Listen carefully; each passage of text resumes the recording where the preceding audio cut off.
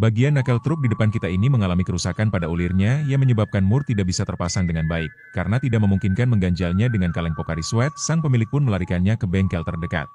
Di studio bubut miliknya, sang montir pertama-tama memeriksanya menggunakan mur dan terlihat bahwa ulirnya mengalami aus parah. Karena ulir sudah tidak bisa dipakai, montir pun segera menemukan solusi. Tanpa mengubah diameter luar ulir, montir melakukan teknik pengelasan 3D additive menggunakan elektroda las. Tujuannya adalah menyisakan ruang agar bisa dilakukan proses bubut ulang. Karena proses pemotongan ulir sangat bergantung pada kualitas las, maka setelah satu lapisan dilas, lapisan flux elektroda juga harus dibersihkan agar kotoran dalam las tidak mengganggu pembentukan ulir. Setelah pengelasan dilakukan dengan sangat terampil, ternyata bagian ulir dalam pada mur juga mengalami aus. Oleh karena itu, montir pertama-tama harus mengukur pitch atau jarak antar ulir dari mur tersebut. Setelah mur dijepit di cap penjepit, barulah bagian tepi mur yang telah berubah bentuk dipotong dan dirapikan dengan pisau ulir. Proses ini menghilangkan gerigi tajam di tepi dan membuat permukaannya halus dan rata. Agar pisau ulir buatan tangan mereka bisa memotong ulir dengan baik, mata pisau perlu diasah terlebih dahulu agar tajam. Ini penting untuk menjaga agar pitch ulir yang baru tetap sesuai dengan pitch asli. Untuk memastikan pitchnya, montir mengukurnya menggunakan pengukur pitch ulir. Pitch umum yang digunakan adalah 1,5 mili. Dan setelah pengukuran sederhana, montir pun langsung tahu jawabannya.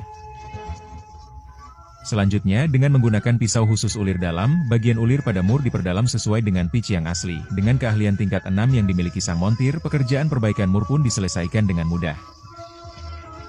Karena bagian ekor nakel tidak bisa dijepit langsung di mesin bubut, montir perlu mengukur dan menyesuaikan agar bagian tersebut bisa dipasang sejajar dan sepusat dengan poros putar mesin bubut. Setelah posisi stabil, bagian ujung poros digerinda membentuk bevel. Nakel kemudian disambungkan ke poros, dan saat keduanya sudah sejajar dengan sumbu, nakel dipasang ke poros yang telah dilas. Untuk menjaga pusat tetap stabil, celah sambungan juga harus dititik las agar tidak terlepas karena kecepatan putaran mesin. Nakel kemudian bisa diputar melalui poros tersebut. Saat ini, lapisan las di ujung ulir sudah cukup tinggi.